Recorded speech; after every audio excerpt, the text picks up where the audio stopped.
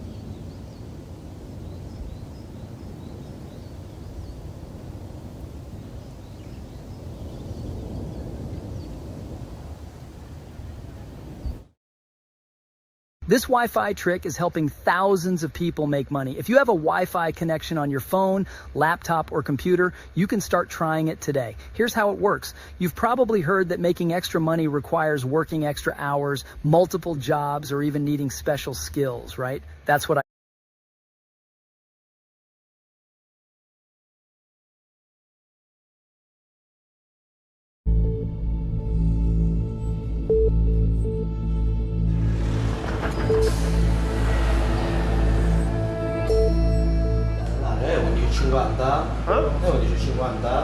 There's been an earthquake on the south side of Etna. La sirena, ecco. Avevamo detto che sarebbe tornato. In one of the most volcanic regions in Europe, an earthquake is detected. It could indicate devastating activity on the continent's largest volcano. But still, on Etna, tourists gather unaware. Right now we are by 9,000 feet above the sea level, the highest you can get when you come to Mount Enta. What we're looking at is the southeast crater, the baby. It's the newest, 1971, but it's also considered the most dangerous of all because in this moment it's becoming, how to say, hyperactive.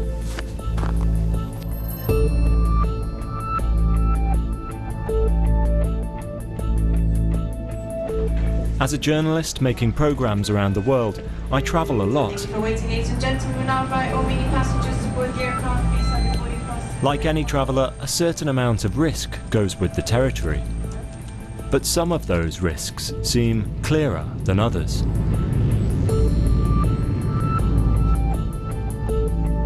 The recent catastrophic eruption on New Zealand's White Island, which killed 20 and injured a further 27, has highlighted the risks of visiting active volcanoes. But for the 10,000 a year heading to White Island, and the many more visiting the 1,500 active volcanoes around the world, how could they really understand the likelihood of disaster?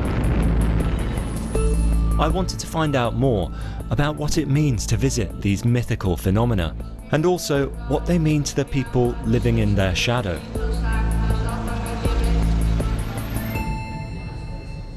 So, I'm going to Etna, but I'm not the first BBC journalist to visit the volcano.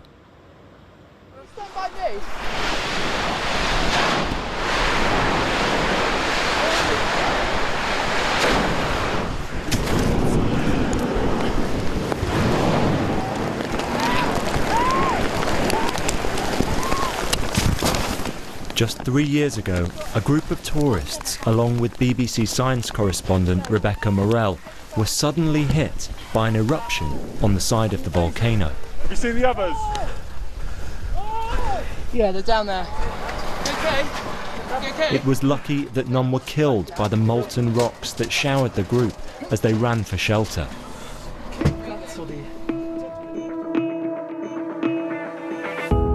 But in coming here, I have been told by many people that this volcano is perfectly safe. Well, firstly, Etna is currently probably the most active volcano on Earth, and in terms of eruption frequency, productivity, Etna certainly has one of the most sophisticated monitoring surveillance systems on Earth. You have instruments that record any sort of ground vibration. Then we measure gas emission, and then magnetism and gravity and infrasound, which are acoustic signals at very low frequencies that we cannot hear. And then obviously is a great need for monitoring of volcanic ash emissions. We have surveillance cameras, we have thermal cameras, we run computer simulations. So all this is being done virtually all the time. And I've still left out a few things.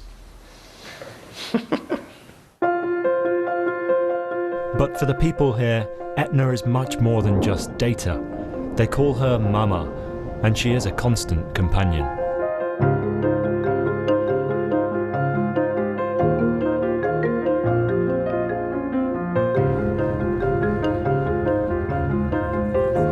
In 1669, the lava flow in 6 months covered a distance of 45 miles. It covered little villages such as Nicolosi.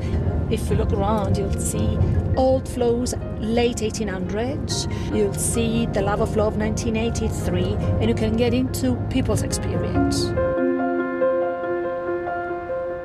For me, Etna is Mama Etna. Is a volcano, amazing, but is in my heart. In questo posto, nel 1776, un'eruzione lavica minacciò di distruggere il villaggio di Nicolosi e i nicolositi portarono le immagini dei santi e le loro reliquie, ottenendo da loro la grazia che la lava si fermasse proprio in questo territorio. Pregando sono riusciti a farla fermare. Non c'è alcuna evidenza scientifica che questo ovviamente sia accaduto per la preghiera, però così è stato. In questo luogo, più che in tanti altri posti della Terra, si avverte fortissima la potenza della natura. Sono abituati a degli sconvolgimenti naturali così forti che da un lato ti fanno ammirare la natura, ma dall'altro ti fanno rivolgere all'alto, all'altissimo, anche, come dire, un afflato sovrannaturale. But of course, faith and monitoring alone won't reassure many travellers. When Boris and his team find activity, they send their findings to a special organisation. They use the data to set restrictions on where people can go on Etna.